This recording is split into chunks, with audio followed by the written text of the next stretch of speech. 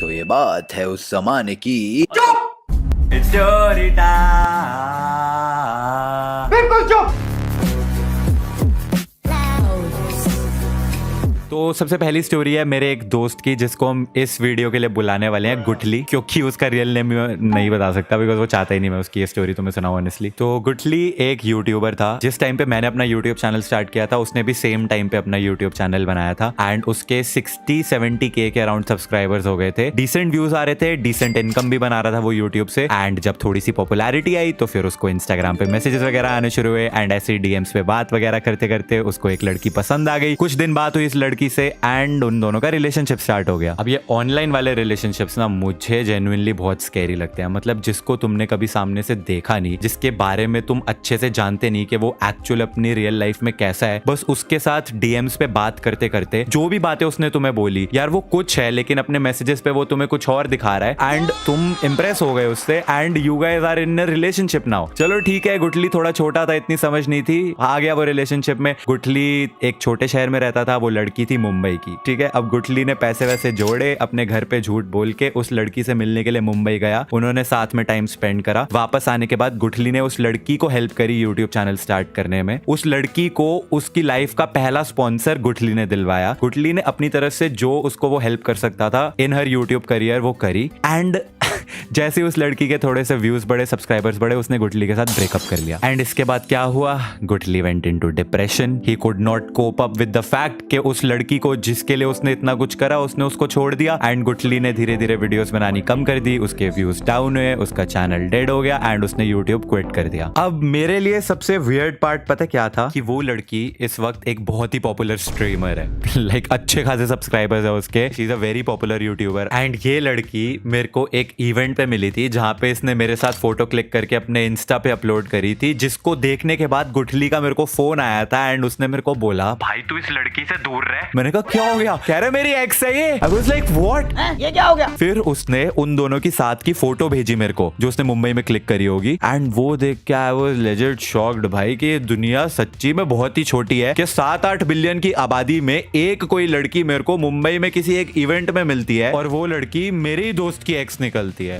Very small world Indeed. अब तुम लोग ज्यादा शेरलॉक होम्स मत बन जाना कि गुठली ये होगा और वो पॉपुलर स्ट्रीमर वो होगी। वो नहीं है वो जो तुम सोच रहे हो। नियॉन मैन की वीडियो आ रही है। तो की हाल चाल, सत श्री अकाल। आपको पता है ट्रिगर्ड इंसान के एक दोस्त को एक पॉपुलर स्ट्रीमर ने चीट किया था। क्या वो पॉपुलर स्ट्रीमर ये हो सकती है? वो नहीं है जो तुम सोच रहे हो। तो भाई किसी पे भी कोई एलिगेशन लगाने की जरूरत नहीं है। लेकिन गुठली की स्टोरी ना यहाँ पर खत्म नहीं होती। अब ये वाला इंसिडेंट हुआ था 2018-19 के आसपास। फास्ट फॉरवर्ड 3 साल 2022 में अब दुनिया जो है पैंडेमिक के बाद नॉर्मल होना शुरू हो चुकी थी एंड इसी टाइम पे गुठली की एक नई गर्लफ्रेंड बनी जिसको हम इस वीडियो के लिए बुलाएंगे अजवैन। आप पता नहीं क्यों पर हाँ अजवैन बुलाएंगे। तो अब गुठली अजवैन के साथ खुशी खुशी अपना जीवन व्यतीत कर रहा है। फास्ट फॉरवर्ड टू अक्टूबर 2023, 1.5 साल हो चुके हैं इन दोनों को साथ में रिलेशनशिप में एंड गुठली बहुत सीरियस था इस लड़की को लेके। इतना सीरियस कि अपने घर पे अपनी मम्मी तक को बता चुका था इसके बारे में। लाइक वो तो अपने मन में अब शादी के लिए तैयार था। मतलब नेक्स्ट स्टेप उसका यही था कि अब वो उस लड़की को शादी के लिए प्रपोज करने वाला था। अच्छा, और इस स्टोरी में मैं भी हूँ थोड़ा सा। मेरा क्या एंगल है कि गुठली ने अब यूट्यूब तो क्विट कर दिया था एंड उसने 3-4 बार ट्राई भी करा कम बैक करने का, लेकिन कभी हुआ नहीं। लेकिन अब लड़की को घुमाने के लिए उसको पैसे की जरूरत पड़ती थी तो वो मेरे को ऐसा फोन करके कई बार बोलता था कि यार एज अ उधार मेरे को 5-10 हजार रुपए भेज दे एंड मैं तो खुशी खुशी भेज देता था कि अरे हाँ यार जाना तू भाभी को घुमा। हाँ, लेकिन वो मेरे को 15-20 दिन के अंदर अंदर वापस सारे पैसे भेज देता था। इसके अलावा वो मेरे को अपने और अजवैन भाभी के अपडेट्स वगैरह देता रहता था टाइम टू टाइम। मतलब शेयर करता था मुझसे काफी सारी चीजें। अक्टूबर 2023 की वो रात जब मैं अपनी स्ट्रीम बंद करके अपना फोन चेक करता हूँ और 11 मिस्ड कॉल्स।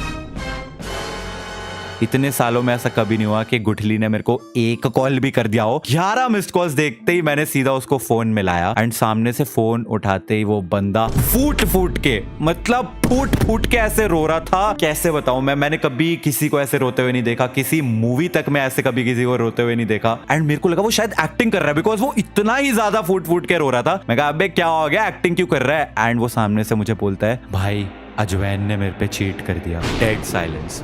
मुझे समझ ही नहीं आया मैं क्या बोलूं, क्योंकि ये लड़का तो उसके साथ शादी की बातें करता है और अब बोल रहा है उसने चीट कर दिया है। मैंने कहा भाई तू पहले चुप हो जा, रोना बंद कर और मुझे बता हुआ क्या है। इसने फिर बताया कि वो लड़की बहुत टाइम से डबल डेट कर रही थी, दो बॉयफ्रेंड्स। और जब गुठली को पता चला उस दूसरे बॉयफ्रेंड के बारे में तो बहाना सुनो तुम भाई, लड़की का बहाना था कि नहीं नहीं मैं डबल डेट नहीं कर रही थी, तुम्हें चीट नहीं किया, वो तो मेरे पापा ने मेरी शादी फिक्स कर दी है इस लड़के के साथ। कुछ भी। अबे तू पागल है क्या? तुझे अक्ल है? तू क्या बोल रही है? जब उसने तेरे को पकड़ा तो अब तू बोल रही है कि शादी फिक्स हो गई थी, तो तू बताने कब वाली थी? शादी होने के बाद, बच्चा हो जाने के बाद कि हाँ देखो आप पापा नहीं मामा बने हो। अब ऑब्वियसली ये शादी वाला तो बस एक बहाना ही था, एक्चुअली में तो वो चीट ही कर रही थी। तो जोएन ने फिर क्या करा, गुठली को ब्लॉक। जब गुठली ने उसको कांटेक्ट करने की कोशिश करी तो अपने वो दूसरे बॉयफ्रेंड से गुठली को गालियां दिलवाई उसने, गंदी गंदी माँ बहन की गालियां। स्क्रीनशॉट दिखाया मेरे को जब ना गुठली ने। आई वाज लाइक भाई क्या करेगा अब इस पे? तो वो कह रहा भाई मैं इसके घर जाके मार के आऊंगा इसको। मैंने इतना समझाया गुठली को कि भाई तू कोई ऐसा स्टेप मत कर लियो जिसको तू रिग्रेट करे। तो शायद वो थोड़ा सा शांत हुआ जब मैंने उसको 5 घंटे पूरी रात बैठ के उसको कंसोल करा, शांत कराया।